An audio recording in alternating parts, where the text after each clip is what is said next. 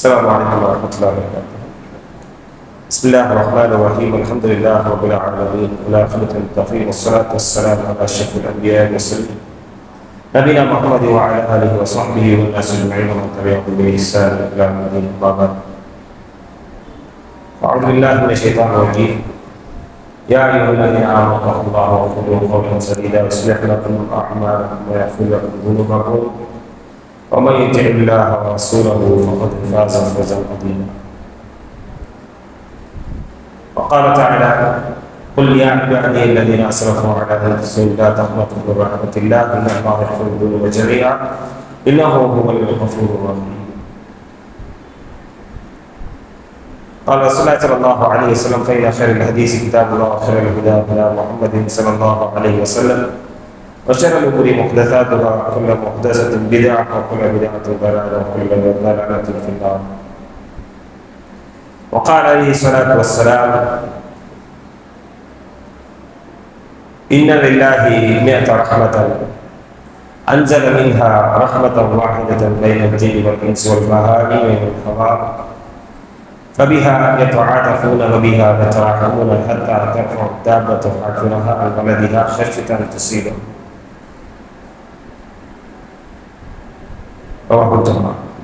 புகழனைத்தும் அல்லாஹ்வுக்கு உரித்தாக்கி அவருடைய ஸலாமும் வஸலாத்தும் இறுதிதூதர் முஹம்மது ஸல்லல்லாஹு அலைஹி வஸல்லம் அவர்கள் மீதும் அவர்கள் பின்பற்றி வாழ்ந்த சத்திய தோழர்கள் மீதும் மேலும் நம் அனைவரும் இலவசமாக என்று பிரார்த்தித்த வண்ணம் இந்த உரையாடல் செய்கிறேன். அன்பான சகோதரர்களுக்கு அல்லாஹுடைய கருணையும் அல்லாஹுடைய மன்னிப்பும் என்கின்ற ஒரு தலைப்பிலே நமக்கு பேசுமாறு கேட்டுக்கொள்ளப்பட்டது. அதன் அடிப்படையில் 2 நாட்களாக அதை ஒட்டிய ஒரு சில செய்திகளை நாம் கடந்த 2 நாட்களாக நாம் பார்த்தோம். நேற்றைய நாளிலே நாம் இந்த உலகத்திலே இன்று பாவங்கள் செய்து கொண்டும் நிம்மதியாக நம்முடைய வாழ்க்கையை நாம் கடத்துகின்றோம் என்றால் அதற்கு மிக முக்கியமான ஒரு காரணம் அல்லாஹுடைய கருணை தான் என்பதை குறித்த ஒரு சில தகவல்களை நாம் பார்த்தோம்.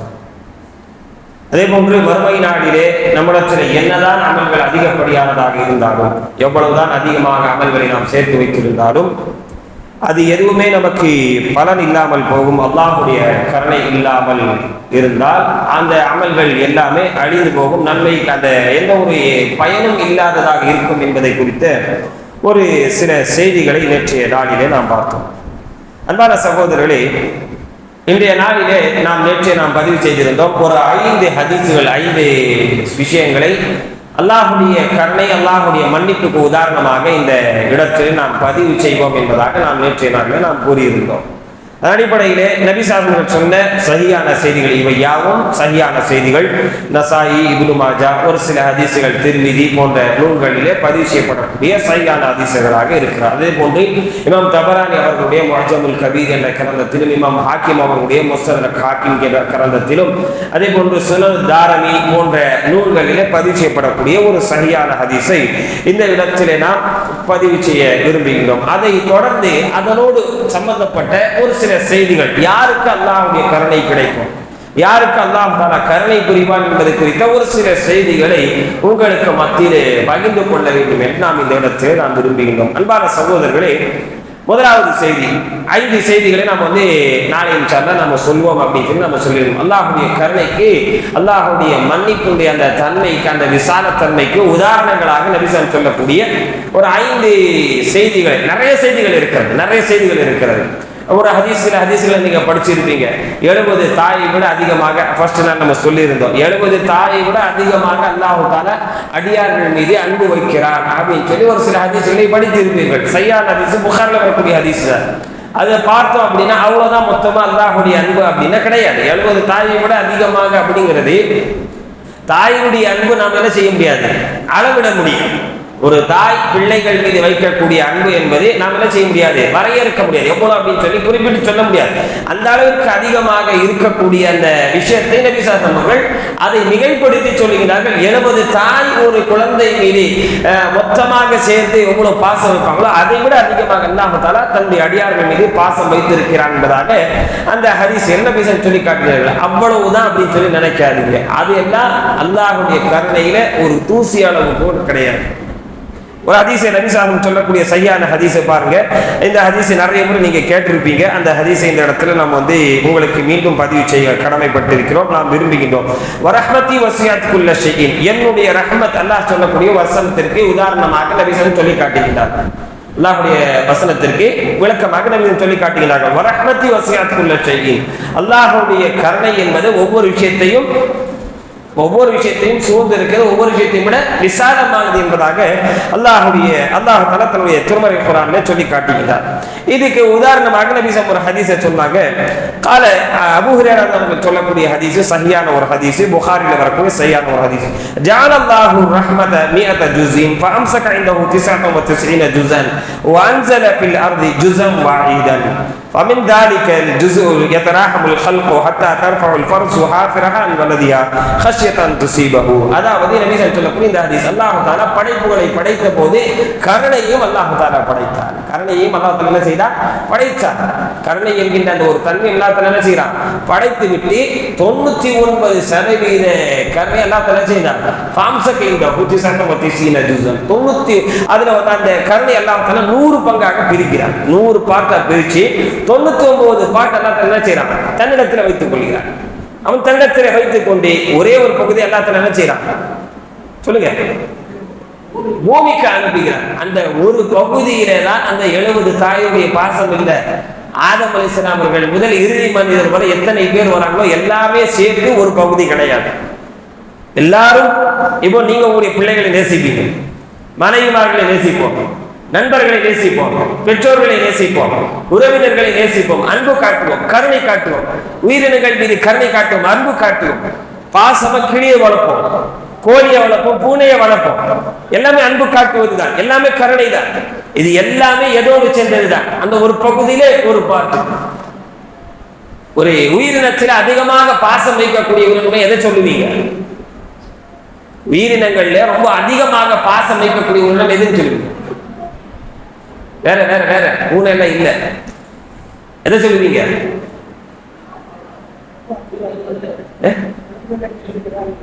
உயிரினங்கள்ல அதிகமாக பாசம் வைக்கக்கூடிய உயிரினம் எது? இல்ல இல்ல இல்ல வேற வேற வேற வேற யானை தாங்க அதிகம். யானை தான் அதிகமா பாசம் வைக்கும் தன்னுடைய பிள்ளைகள் மீது. யானை பாசம் வைக்கிற மாதிரி வேறு உயிரினங்கள்ல எந்த உயிரினம் தன்னுடைய குழந்தைகள் மீது, குட்டிகள் மீது அவ்வளவு பாசம் வைக்கிறது, அன்பு வைப்பதில்லை. நம்ம இப்படி பார்ப்போம். ஓநாயின் ஒண்ணு இருக்கு பாத்தீங்களா? அந்த ஓநாய் தன்னுடைய பெற்றோர்கள் மீது வைக்கக்கூடிய அந்த பாசம், அன்புங்கிறது மனிதன் தன்னுடைய பெற்றோர்கள் மீது வைப்பதில்லை. ஓநாயை கொண்டு அதிகமான படிப்பினை நாம் எடுக்க வேண்டியது இருக்கு. ஓநாய் என்னைக்குமே தன்னுடைய பெற்றெடுத்த பெற்றோர்களை அனாதையாக விட்டுடாது. அதனுடைய முதுமை காலத்துல பாதுகாத்து வைக்கும், எல்லாமே செஞ்சு கொடுக்கும். ஆனா இன்னைக்கு நம்ம மனுஷங்க என்ன செய்யறோம்? அவங்களை விட அதிகமா ஒரு அறிவு இருக்கு அப்படின்னு சொல்லிட்டு பெற்றோர்களை நோய்மைப்படுத்தி அவங்களை அனாதை இல்லத்துல, முதியோர் இல்லத்தை கொண்டு போய் தட்டுறது, எல்லா விதமான காரியத்தையும் அவசானத்தை நம்ம செஞ்சுட்டு இருக்கோம். உயிரினங்கள் ஒவ்வொரு உயிரினத்தை கொண்டும் அல்லாஹ் நமக்கு ஒரு படிப்பினை வச்சிருக்கிறார். அப்ப பிள்ளைகள் மீது ஒரு உயிரினம் அதிகமா பாசம் வைக்குது அப்படின்னா ஒரு யானையை நம்ம சொல்லலாம். பெற்றோர் மீது ஒரு உயிரினம் அதிகமாக பாசம் வைக்குது அப்படின்னா ஓநாயை நம்ம சொல்லலாம். இருக்கு ஆதாரபூர்வமான செய்திகள். வேணா ஓநாயை பற்றிய தகவல் எடுத்து படிங்க, நிறைய தகவல்கள் கிடைக்கும். படிப்பினை, வாழ்க்கை நமக்கு தேவையான படிப்புகள் நிறைய படிப்பினை கிடைக்கும். அப்போ இந்த எல்லா அன்பும் சேர்த்து எவ்வளவுதான் அல்லாஹ் அனுப்பிய, பூமிக்கு அனுப்பிய ஒரே ஒரு பகுதி தான். இப்போ சொல்லுங்க, 70 தாயை விட அதிகமாக அல்லாஹ்வுடைய சொன்னாங்களே, அந்த 70 தாய்னா அவ்வளவு மட்டும் தானே? அதெல்லாம் அந்த ஒரு பகுதியில ஏதோ ஒரு மூலையில இருக்கும். அப்ப அல்லாஹ் தஆலா 99% பங்கை அல்லாஹ் தஆலா அன்பை, அந்த கருணை தன்னிடத்தில் வைத்துக் கொண்டார் என்பதாக நபி ஸல்லல்லாஹு அலைஹி அவர்கள் சொல்லி காட்டினார்கள். இன்னொரு ஹதீஸை தெளிவாக சொல்லுகின்றார்கள் நபி ஸல்லல்லாஹு அலைஹி அவர்கள். அதே அபூ ஹுரைரா சொல்லக்கூடிய ஹதீஸ், புகாரி முஸ்லிமில் வரக்கூடிய ஹதீஸ். இன்ன லில்லாஹி மிஅத ரஹ்மத்தன், அல்லாஹ் தஆலா ரஹ்மத்தை, கருணையை 100 பகுதியாக பிரித்தார். வாஹிதத்தன் பைனல் ஜின்னி வல் இன்சி வல் பஹாயிமி வல் ஹவாம். அந்த அதுல 99 தன்னிடத்தில் வைத்துக் கொண்டு ஒரே ஒரு பகுதி அல்லாஹ் தஆலா ஜின்களுக்கு மத்தியிலே, மனிதர்களுக்கு மத்தியிலே, பஹாயிம் கால்நடைகளுக்கு மத்தியிலே, வல் ஹவாம் அதே போன்று மற்ற ஜீவராசிகள் எல்லாவற்றுக்கும் மத்தியில் அல்லாஹ் தஆலா 1% அல்லாஹ் தஆலா அனுப்புகிறான். அந்த 1% அப்படிங்கிறது எதை சொல்லுகிறார்கள்? ஒருத்தருக்கு ஒருத்தர் அன்பு காட்டுவது அதுதான், ஒருத்தருக்கு ஒருத்தர் கருணை காட்டுவது அதுல 1% அந்த ஒன்றுதான். பெற்றோர்கள் பிள்ளைகள் மீது வைக்கக்கூடிய பாசம் அந்த 1%க்குள்ளே இருக்கிறது தான்.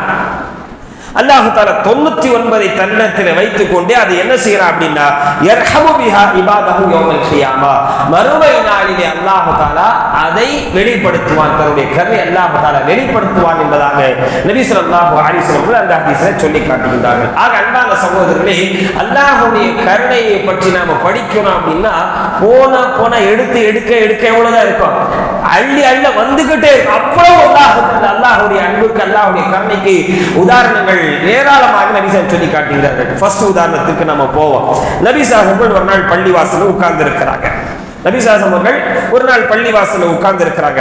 அந்த நேரத்தில் ஒரு மனிதர் வருகிறார். எப்படிப்பட்ட நிலையிலே மனிதர் வருகிறார் அப்படின்னா, அந்த ஹதீஸ் ஒரு நிமிஷம்,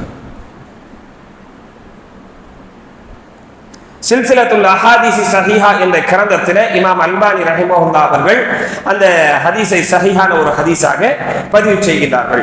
அந்த ஹதீஸில் நபி ஸல்லல்லாஹு அலைஹி அவர்கள் பள்ளிவாசலில் இருக்கும்போது ஒரு மனிதர் வருகிறார். எப்படிப்பட்ட ஒரு மனிதர் அப்படின்னா, வாழ்க்கையிலே எந்த ஒரு தீமையும் விட்டுவிடாத ஒரு மனிதர்.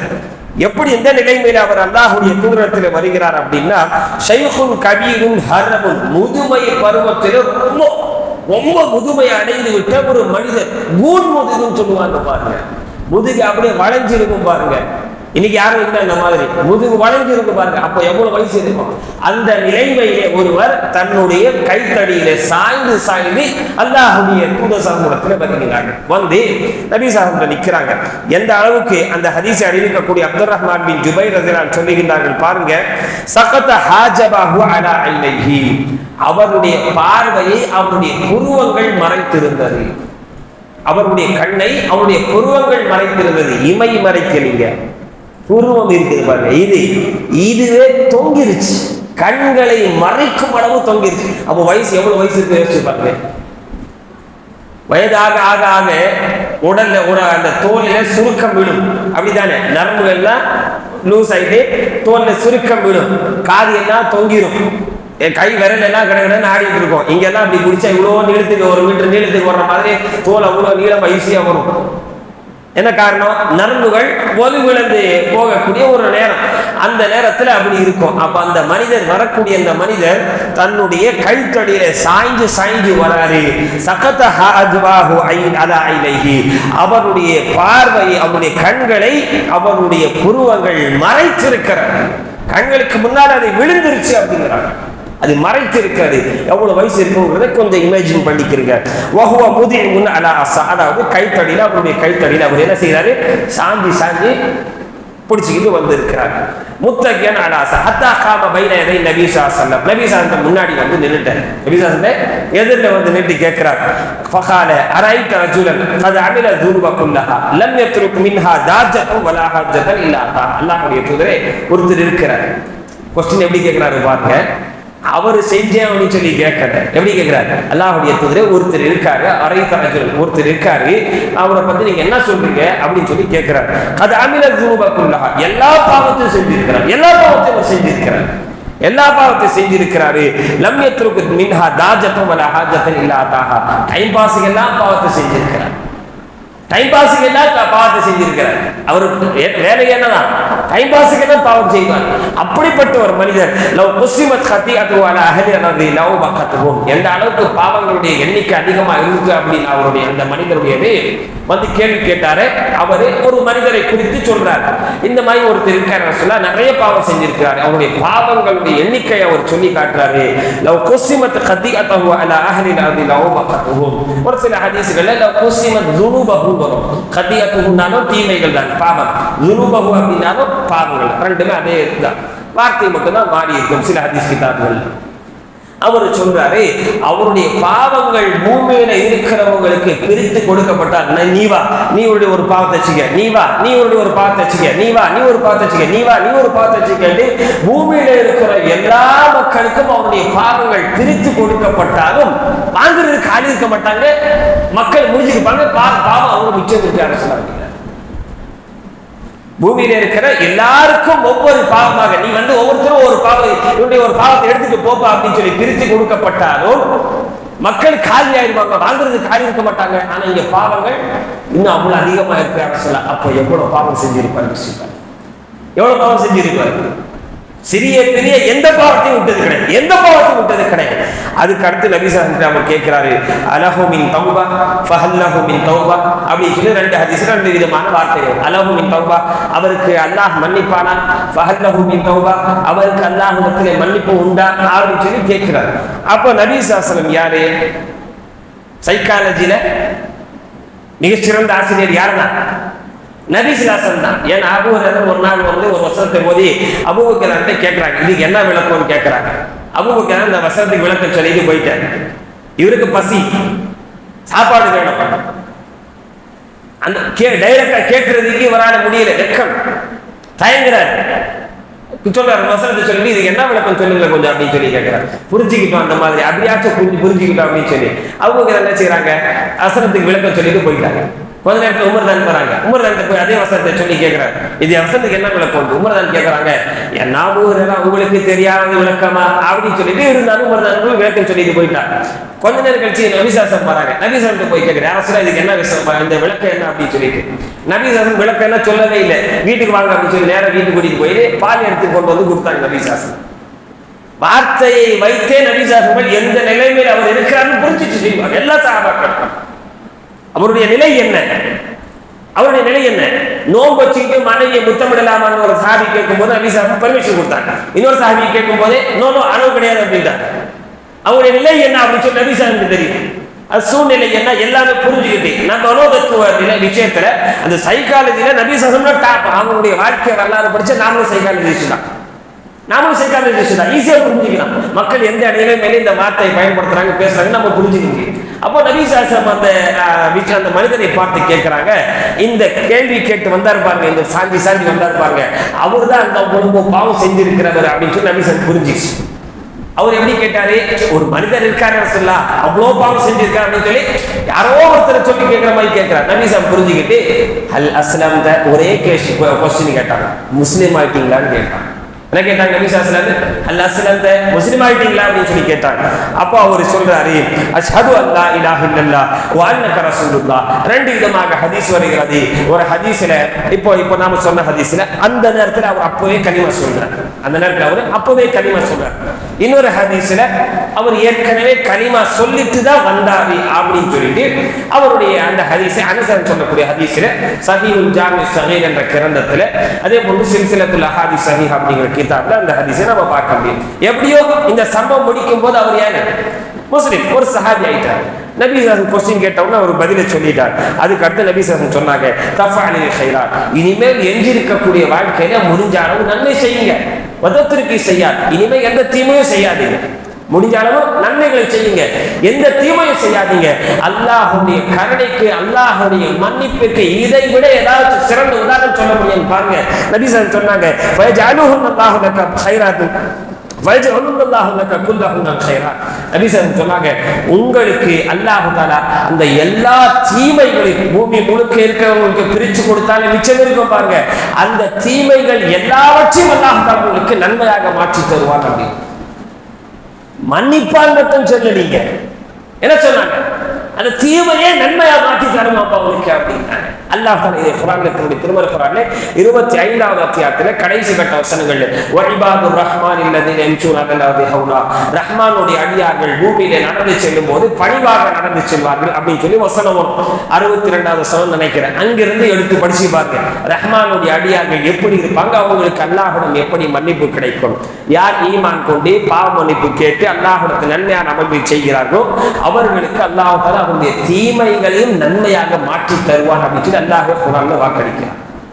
அப்ப அந்த சஹாபிக்கு இந்த விஷயத்தை சொன்ன உடனே அந்த சஹாபி அந்த வயசானவர் கேட்கிறாரு, வஹதராத்தியோ ஃபஜராத்தி யா ரசூலுல்லாஹ், அல்லாஹ்வுடைய தூதரே மானக்கேடான விஷயங்கள் செஞ்சிருக்கியா ரசூலுல்லாஹ், மோசமான பாவங்கள் செஞ்சிருக்கேன், ஒரு பாவத்தை விட்டது கிடையாது, அதையும் அல்லாஹ் மன்னிப்பானா, அதையும் நன்மையா மாற்றி தருவான் யா ரசூலுல்லாஹ் அப்படின்னு கேட்டாங்க. அப்ப நபி ஸல்லல்லாஹு சொன்னாங்க வகதராத்துக்கு ஃபஜராத்துக்கு, ஆமா உங்களுடைய மானக்கேடான விஷயங்கள், உங்களுடைய மோசடியான ரொம்ப ரொம்ப மோசமான பாவங்கள் எல்லாவற்றையும் அல்லாஹ் தஆலா நன்மைகளாக மாற்றி தருவான். மன்னிப்பான் மட்டும் சொல்லல, என்ன சொன்னாங்க? மன்னிப்போடு என்ன உண்டு? நன்மையாக அந்த பாவங்களை நன்மையாக அல்லாஹ் தஆலா மாற்றி தருவார். அல்லாஹ்வுடைய கருணைக்கு, அல்லாஹ்வுடைய மன்னிப்புக்கு இதை விட வேற என்னங்க பெருசா உதாரணம் சொல்ல முடியும்? இருக்க வேற எதை சொல்ல முடியும்? அல்லாஹ் தஆலா குர்ஆனில் சொல்கிறான், குல் யா இபாதி அல்லதீன அஸ்ரஃபு, என்னுடைய அடியார்களே, தனக்கு தானே தீங்கிழைத்துக் கொள்ளக்கூடிய என்னுடைய அடியார்களே, லா தக்னது மின் ரஹ்மத்தில்லாஹ், அல்லாஹ்வுடைய கருணை குறித்து என்ன செஞ்சிராதீங்க, ஒருபோதும் நிராசை அடைஞ்சிராதீங்க. கேளுங்க கேளுங்க கேட்டுக்கிட்டே இருங்க.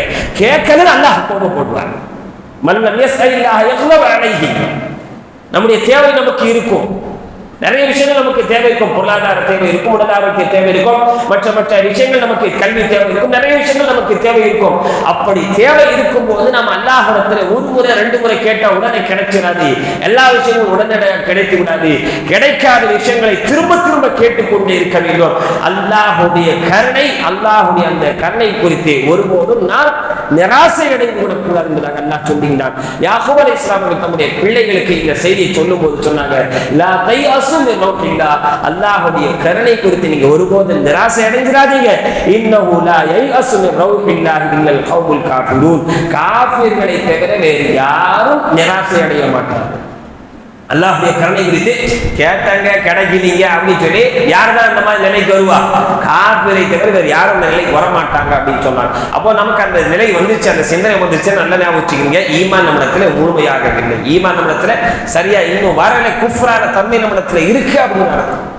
அதுக்கு அடுத்து அந்த ஹதீஸை அறிவிக்கிற அந்த அப்துர் ரஹ்மான் பின் ஜுபைர் ரலியல்லாஹு சொல்லுகின்றார்கள், அந்த சஹாபி நபி ஸல்லல்லாஹு அவர்களுக்கு சொல்லும் போது வகதராத்தினுடைய மோசடியான எல்லா பாவத்தெல்லாம், ரொம்ப மானக்கேடான விஷயங்கள் எல்லாம் மன்னிப்பார், அதை நன்மையாக மாற்றி தருவாங்க அப்படின்னு சொல்லி நபி ஸல்லல்லாஹு சொல்லும் போது அந்த மனிதர் அல்லாஹு அக்பர் அல்லாஹு அக்பர் அப்படின்னு சொல்லிட்டு போறாரு. அப்போது நபி ஸல்லல்லாஹு அவர்கள் அந்த மனிதர் திரும்பி சென்றார், தன்னுடைய கைத்தடியில சாஞ்சி சென்றாரு. அந்த மனிதரை அந்த சஹாபாக்கள் எவ்வளவு தூரம் பார்த்துட்டு இருந்தாங்களோ அவ்வளவு தூரம் வரை அவருடைய தக்பீருடைய சத்தம் சஹாபாக்களுக்கு கேட்டுக்கிட்டே இருந்துச்சு. இவர் நல்ல உதாரணம் தானே, அல்லாஹ்வுடைய மன்னிப்புக்கு, அல்லாஹ்வுடைய கருணைக்கு உதாரணம். அடுத்த ஹதீஸ் வாக்குகள் நபி ஸல்லல்லாஹு அலைஹி வஸல்லம் அவர்கள் சொன்னார்கள், மறுமை நாளிலே ஒரு முஃமினுக்கு ஏற்படக்கூடிய விஷயங்களாக அல்லாஹ்வுடைய தூதர் அவர்கள் சொல்லக்கூடிய செய்தியை பாருங்க. அல்லாஹ் சொன்னதாக நபி ஸல்லல்லாஹு சொல்லுகிறார்கள், அல்லாஹ் சொல்வதாக நபி ஸல்லல்லாஹு சொல்லுகிறார்கள், யப்ன ஆதம், ஆதமுடைய மகனே, அது மறுமை நாள் அல்ல, மறுமை நாள் அடுத்த ஹதீஸ் சொல்லுவோம்.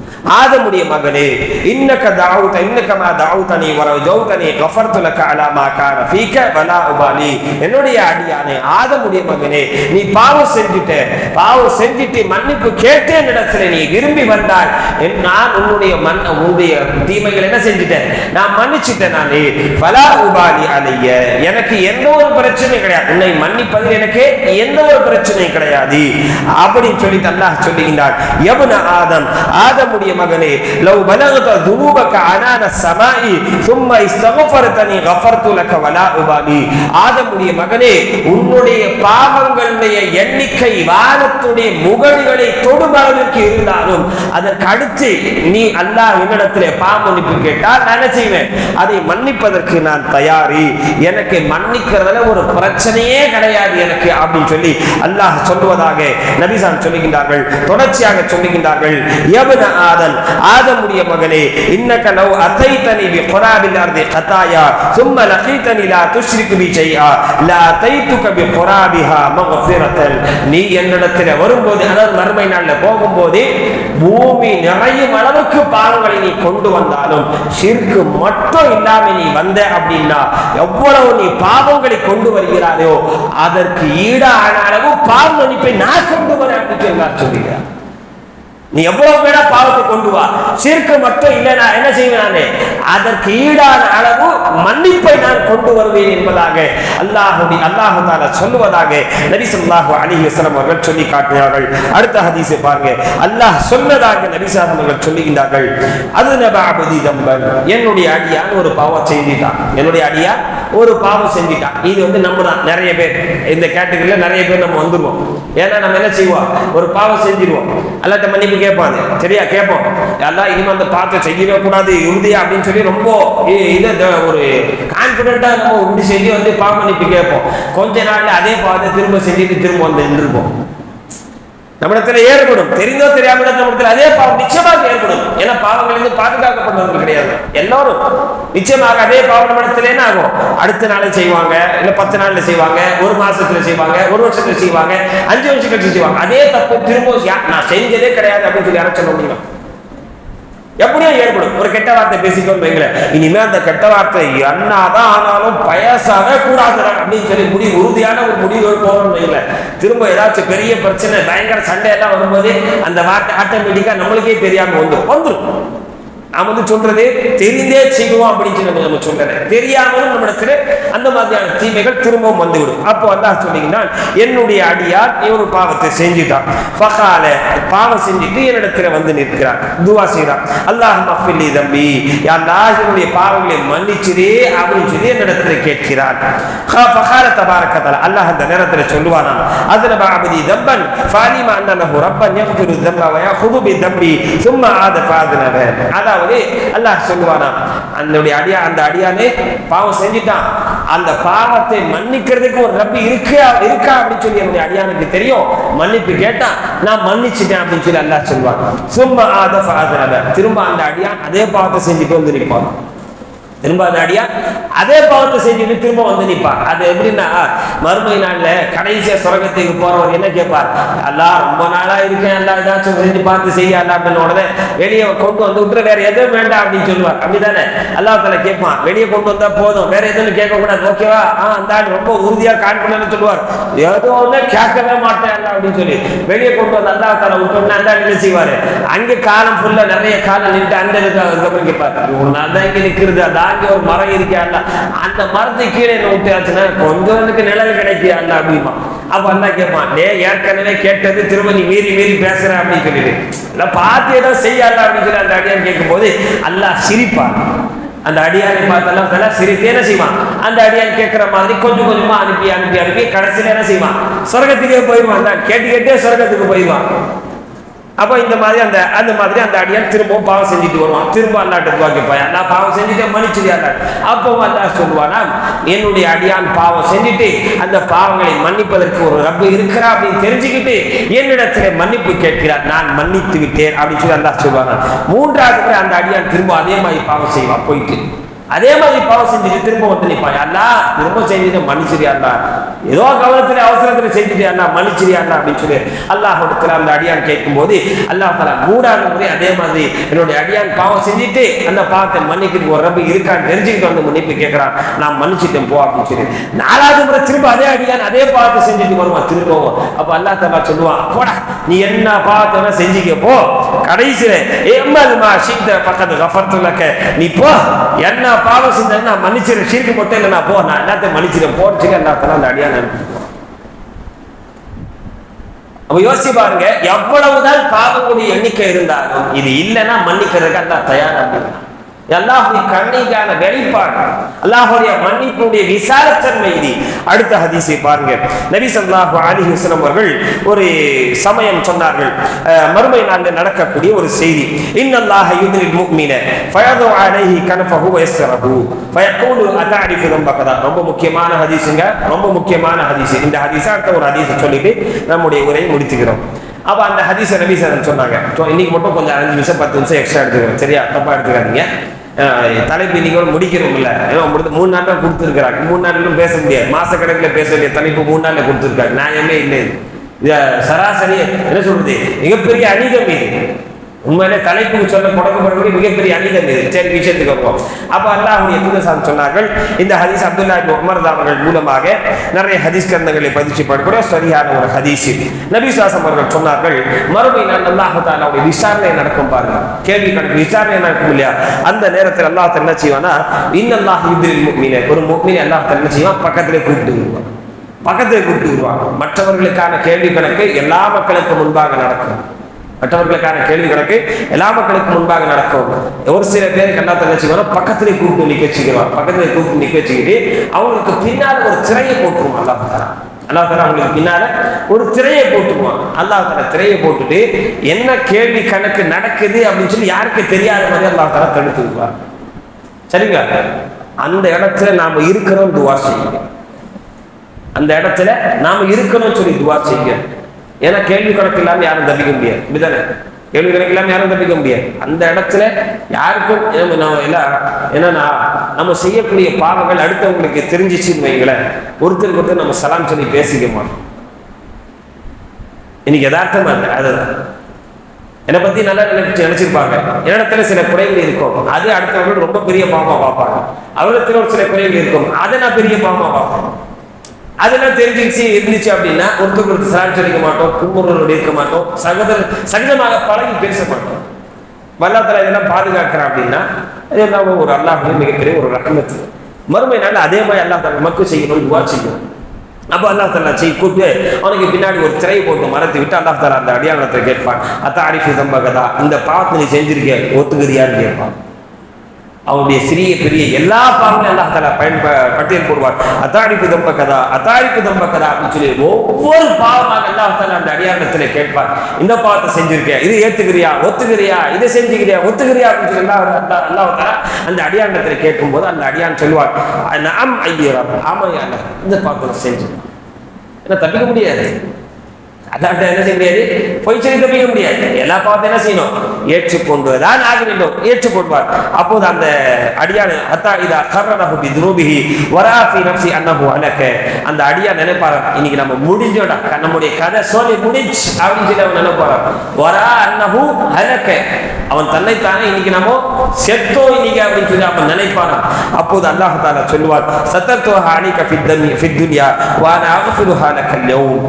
அப்போது அல்லாஹ் சொல்லுவார், இந்த பாவங்கள் எல்லாம் நான் பூமியில யாருக்கும் தெரியாத மாதிரி மறைச்சேன். நீ செய்த இந்த பாவங்கள் எல்லாம் பூமியில யாருக்கும் தெரியாத மாதிரி மறைச்சேன். இன்னைக்கு நான் உன்னை மன்னிச்சிடறேன், போ சொர்க்கத்துக்கு அப்படின்னு சொல்லி அல்லாஹ் தஆலா. எவ்வளவு பெரிய கருணை, எவ்வளவு பெரிய மன்னிப்புக்கு உதாரணம். சரி, அல்லாஹுடைய மன்னிப்புக்கு, அல்லாஹுடைய கருணைக்கு இவை எல்லாவற்றையும் விட மிகச்சிறந்த ஒரு உதாரணம் சொல்லலாம்.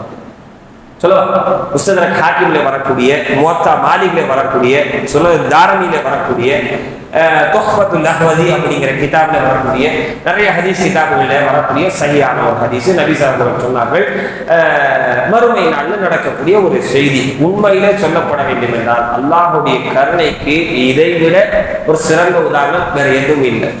அந்த மனிதருக்கு அல்லாஹ் தஆலா மன்னிப்பு, நன்மை சேர்த்து மாற்றி தருவாரு, அதை விட மிகச் சிறந்தது, அதை விட மிக சிறந்தது. இந்த விஷயத்துக்கு வாருங்கள். நபி ஸல்லல்லாஹு சொன்னார்கள், லம்மா யஷ்ஃபஉ நபியூன, நபிமார்கள் சிபாரிசு செய்து முடிக்கும் போது அதுக்கடுத்து மலக்குமார்கள் சிபாரிசு செய்வாங்க. நபிமார்கள் ஃபர்ஸ்ட் நபி ஸல்லல்லாஹு செய்வாங்க. நபி ஸல்லல்லாஹு மட்டும்தான் சிபாரிசு செய்வாங்கிறது இல்லை, நபிமார்களும் சிபாரிசு செய்வாங்க, மலக்குமார்கள் சிபாரிசு செய்வாங்க, ஷுஹதாக்கள் சிபாரிசு செய்வாங்க, நல்லவர்கள் சாலிஹீன்கள் சிபாரிசு செய்வார்கள், முஃமின்கள் சிபாரிசு செய்வார்கள். அல்லாஹ்வுடைய தூதர் சொல்லிட்டு கடைசியாக அல்லாஹ் தஆலா என்ன செய்வான் அப்படின்னா, தன் பங்கு அப்படின்னு சொல்லிட்டு ஒரு பிடி மக்களை நரகத்திலிருந்து வெளியேற்றுவார். இது என் சார்பாக சொர்க்கத்துக்கு போறவங்க நரகத்திலிருந்து அப்படின்னு எல்லாம் என்ன செய்வான், ஒரு பிடி மக்களை அள்ளி நரகத்திலிருந்து அள்ளி வெளியே போடுவார், நரகத்துக்கு வெளியே போடுவார். சொர்க்கத்துக்கு உள்ள கேட்டு, மெயின் கேட்டு உள்ள போன உடனே ஒரு பெரிய ஒரு ஆறு, நஹ்ருல் ஹயாத் என்று சொல்லப்படும் ஜீவ நதி அப்படின்னு அந்த பேர். அது வாழ்க்கை, நிரந்தர வாழ்க்கை கொடுக்கக்கூடிய நதி, அது நஹ்ருல் ஹயாத் அப்படின்னு சொல்லி. அந்த நதியில அல்லாஹ் என்ன செய்வாங்க, எல்லாத்தையும் போட்டு ஒரு முக்கி எடுப்பான், வெளியே எடுப்பான். அவங்களுடைய கழுத்துல ஒரு செயின் மாதிரி ஒன்று தொங்க விடப்பட்டிருக்கும். அதுல ஒரு மரக்கட்டையில நஹ்னு உத்தகாஉ மினன்னார், நாம நரகத்திலிருந்து விடுதலை செய்யப்பட்டவர்கள் அப்படின்னு சொல்லி எழுதப்பட்டிருக்கும். இவங்க யாருன்னு நினைக்கிறீங்க? இந்த செய்தி தெளிவா சொல்லிடுறேன். அல்லாஹ் தஆலா கடைசியில கேட்பான், எல்லாரும் சிபாரிசு செஞ்சு முடிச்சாச்சா அப்படின்னு சொல்லி மலக்குமார்கிட்ட கேட்கும்போது எல்லாரும் செஞ்சு முடிச்சாச்சு அல்லா அப்படின்னு சொல்லுவோம். மலக்குமார்கள் சொல்லுவாங்க. அப்போ அல்லாஹ் தஆலா மலக்குமார்கிட்ட சொல்லுவான், சரி நரகத்துக்கு போங்க, நரகத்துல யாருடைய உள்ளத்துல கடுகளவு ஈமான் இருக்கிறதோ அவங்கள வெளியே கொண்டு வாங்க அப்படின்னு சொல்லி அல்லாஹ் சொல்லுவாங்க. அவங்க எல்லாம் சொர்க்கத்துக்கு போயிடுவாங்க. அதுக்கு அடுத்து அல்லாஹ் தஆலா சொல்லுவாங்க, திரும்ப போயுங்க, நரகத்துல யாருடைய உள்ளத்துல அணு அளவு ஈமான் இருக்கிறதோ, கண்ணுக்கு தெரியாத அளவு கொஞ்சமா ஈமான் இருக்கிறோம், வெளியே கொண்டு வாங்க அப்படின்னு சொல்லுவான். அவங்களே வெளியே கொண்டு வருவார்கள் மலக்குமார்கள். அதுக்கப்புறம் தான் அல்லாஹ் தஆலா ஒரு பிடி மக்களை நரகத்திலிருந்து வெளியே அனுப்புவார். இவங்க யாருன்னு நினைக்கிறீங்க? சொல்லுங்க பார்க்கலாம். நரகத்திலிருந்து விடுதலைக்கப்பட்டவர்கள் அப்படின்னு சொல்லி அவருடைய கழுத்திலே தொங்கவிடப்பட்டிருக்கும் ஒரு மரக்கட்டையில் எழுதப்பட்டு நஹ்னு உதகாஉ மினன் நார், நாம நரகத்திலிருந்து விடுதலை செய்யப்பட்டவர்கள் அப்படின்னு சொல்லி எழுதப்பட்டிருக்கும். அவங்களுக்கு கரிக்கட்டையாக கருத்து போயிருப்பார்கள், கடுமையாக கருத்து போயிருப்பார்கள். அந்த ஜீவ நதியில போட்ட உடனே எவ்வளவு அழகா மாறுவாங்க அப்படின்னா, அவனுடைய உடலுக்கு உள்ள இருக்கக்கூடிய நரம்புகள் எல்லாம் தெரியும் அளவுக்கு அழகாக அவர்கள் மாறிவிடுவார்கள். இவங்க யாருன்னு நினைக்கிறீங்க? சொல்லுங்க, இவங்க எல்லாம் யார்? இணை வைத்தவர்கள். இணை வைத்தவர்களுக்கு என்னைக்குமே நரகத்திலிருந்து விடுதலை கிடையாது. இல்ல இல்ல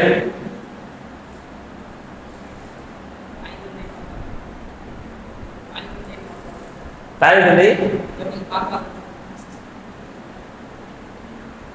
இவர்களை குறித்து நபி ஸல்லல்லாஹு சொன்னார்கள், ஹும் லம் யஅமலு கைரன் கத்துன், லைஃப்ல வாழ்க்கையில ஒரு நன்மை கூட செய்யாதவர்கள்.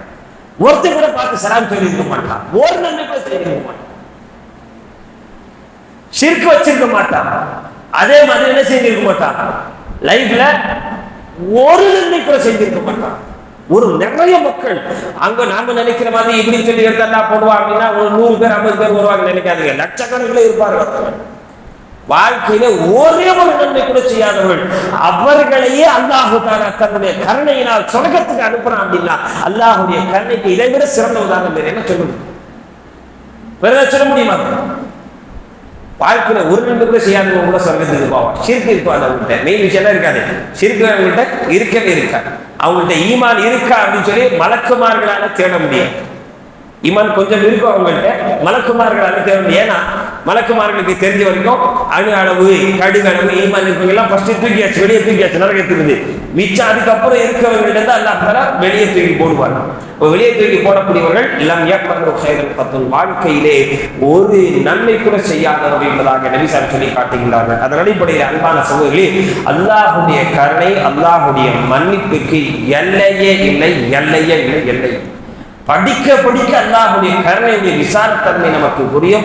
அதனால் அல்லாஹுடைய கருணை பற்றி அவசியம் படியுங்கள். அல்லாஹுடைய கருணை குறித்து, அல்லாஹுடைய அன்பை குறித்து, அல்லாஹுடைய மன்னிப்பை குறித்து ஒருபோதும் நிராசை அடைந்து விடாதீர்கள். அல்லாஹுடைய தூதர் சொன்னார்கள், இர்ஹமு மன் ஃபில் அர்தி யர்ஹமுக்கும் மன் ஃபிஸ் ஸமா அர்ராஹிமூன யர்ஹமுஹுமுர் ரஹ்மான். யார் அடுத்தவர்கள் மீது கருணை காட்டுகிறார்களோ அவர்களுக்கு அல்லாஹ் தஆலா கருணை காட்டுகிறான். பூமி இருப்பவர்கள் மீது நீங்கள் கருணை காட்டுங்கள். மக்களின் மீது கருணை காட்டுங்கள் சொல்லல, பூமியில இருப்பவைகள் மீது கருணை காட்டுங்கள்.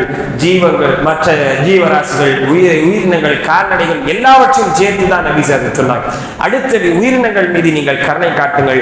வானத்திலே இருப்பவன் உங்களின் மீது கருணை காட்டுவார். அதே போன்று அல்லாஹ்வுடைய கருணைக்கு உரித்தானவர்கள் யார் ஈமான் கொண்டு ஒருவருக்கு ஒரு நல்ல உபதேசம் செய்து நன்மையான காரியங்களே அவர்கள் நன்மையான காரியங்களில் ஈடுபட்டு தொழுகை நிறைவேற்றி ஜகாத்தை கொடுத்து வந்து அல்லாஹ்வையும் அல்லாஹ்வுடைய தூதரையும் கட்டுப்பட்டு வாழ்கிறார்களோ அப்படிப்பட்டவர்களுக்கு அல்லாஹ் சொல்லுகின்றான், உலாயிக ஸயர்ஹமுஹுமுர் ரஹ்மான், அவர்களுக்கு அல்லாஹ் தஆலா நிச்சயமாக கருணை புரிவான் என்பதாக அல்லாஹ் தஆலா குர்ஆனில் சொல்லி காட்டுகின்றார்.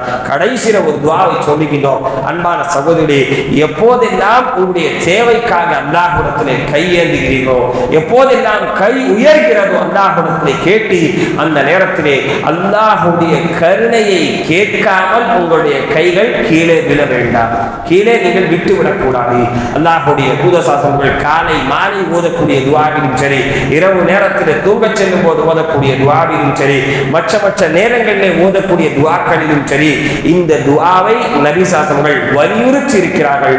அல்லாஹும்ம ரஹ்மத்தக அர்ஜு, யா அல்லாஹ் உன்னுடைய ரஹ்மத்தை நான் விரும்புகிறேன், உன்னுடைய கருணையை நான் விரும்புகிறேன், எனக்கு தேவை. ஃபலா தகில்னி இலா நஃப்ஸி தர்ஃபத ஐனின், என்னை என் பக்கமே நீ விட்டுறாதே, என்னுடைய எல்லா காரியத்திற்கும் நீயே பொறுப்பாக இரு அல்லாஹ், உன்னுடைய கருணை எனக்கு வாழ்க்கையிலே தேவை அப்படிங்கிற அந்த துஆவை கேட்க மறந்து விடாதீர்கள். அல்லாஹ்வுடைய தூதர் ஸல்லல்லாஹு அவர்கள் இந்த துஆவை மிக அதிகமாக கேட்டிருக்கிறார்கள். இன்னும் சொல்ல போனால் அதிகமாக அல்லாஹ்வுடைய தூதர் ஸல்லல்லாஹு துஆ கேட்ட விஷயங்களில் மூணாவது துஆ இதுதான். ஃபர்ஸ்ட் அல்லாஹ் மாயம் கல்லிபல் குலூப் சபில் கல்வி ஆராதினி, இரண்டாவது ரப்பனா அத்தினா ஃபித் துன்யா ஹஸனத்தன் வ ஃபில் ஆখিরাতি ஹஸனத்தன் வ கினா அஸாபன்னார், மூணாவது நபி ஸல்லல்லாஹு அடிக்கடி அதிகமாக கேட்ட துஆனா அல்லாஹும்ம ரஹ்மத்தக அர்ஜு ஃபலா தகில்னி இலா நஃப்ஸி தர்ஃபத ஐனின். சில துஆக்கள் இப்படியும் இருக்குது. யா ஹய்யு யா கய்யூம் பிரஹ்மத்திக, யா உயிருள்ளவனே என்றும் நீ நிலைத்திருப்பவனே, பிரஹ்மத்திக உன்னுடைய கருணையை நான் கேட்கின்றேன், அஸ்தகீசு நான் உன்னிடத்தில் உதவி தேடுகிறேன் அப்படின்னு அந்த துஆவையும் நபி கற்றுக் கொடுத்திருக்கிறார்கள். அதன் அடிப்படையிலே அல்லாஹுடைய கருணையை அனுதினமும் கேளுங்கள். அல்லாஹுடைய கருணை குறித்து, அல்லாஹுடைய மன்னிப்பை குறித்து ஒருபோதும் நிராசை அடைந்து விடாதீர்கள். அல்லாஹு தஆலா நம் அனைவருக்கும் அவருடைய கருணையை முழுமையாக பொழிய செய்வாராக. அவருடைய கருணையினால் நம்ம சுவனத்திற்கு அல்லாஹு தஆலா அனுப்புவாராக. வாஹிரு தஅவானா அல்ஹம்துலில்லாஹி ரப்பில் ஆலமீன். அஸ்ஸலாமு அலைக்கும் வரஹ்மத்துல்லாஹி வபரகாத்துஹு.